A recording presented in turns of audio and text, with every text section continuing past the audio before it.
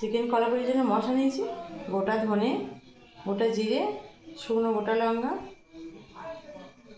আর এখানে আছে কয়েকটা গোটা গরম মশলা। গরম জলে চিকেনগুলো ভালো করে ধুয়ে নিচ্ছি।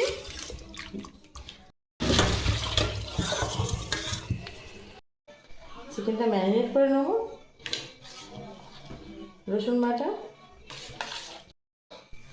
আদা বাটা, কিছুটা হলুদ গুঁড়ো, আর দেবো কাশ্মীরি লঙ্কার গুঁড়ো, দিয়ে দেবো লবণ, করে মাখিয়ে নেব। একটা ছোটো নারকেল নিয়েছি, নারকেলগুলো হালকা হালকা করে কেটে নিয়েছি। তেল দিয়েছি, সাদা তেল। কড়াইতে আমি তেল দিয়েছি, তেল গরম হয়ে গেছে। এখানে কিন্তু বেশি তেল আমি দিইনি, অল্প তেল দিয়েছি। মশলাগুলো ভেজে নেব।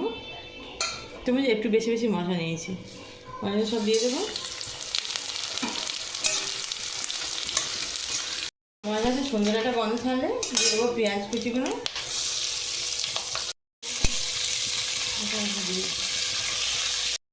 দিয়ে দেবো,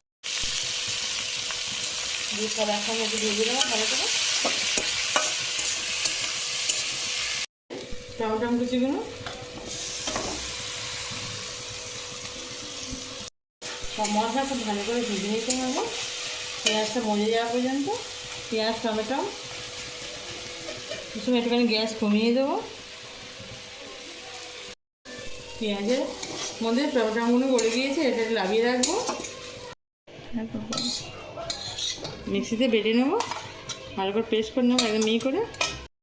কড়াইতে সাদা তেল দিচ্ছি, তেলের সঙ্গে 1 চামচ ঘি দিয়ে দেবো। তেলে কটা তেজপাতা ফোড়ন দিলে ম্যারিনেট করা চিকেনগুলো দিয়ে দেবো।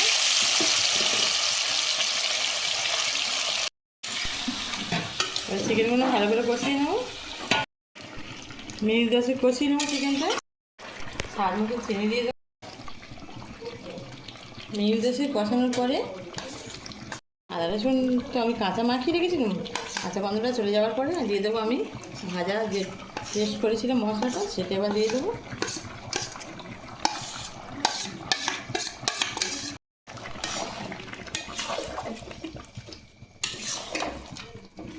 খুব ভালো করে কষিয়ে নেব সমস্ত কিছু দিয়ে।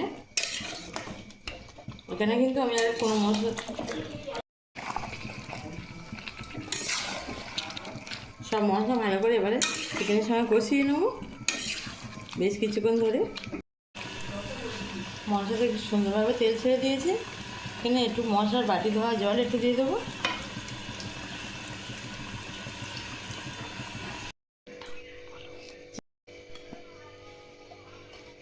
দেখ কত সুন্দর একটা হয়েছে, খেতে দুর্দান্ত টেস্ট হয়। কিন্তু পোলাওর সঙ্গে খাও, রুটি পরোটার সঙ্গে খাও, চার সাথে খাও, খুব সুন্দর খেতে লাগে।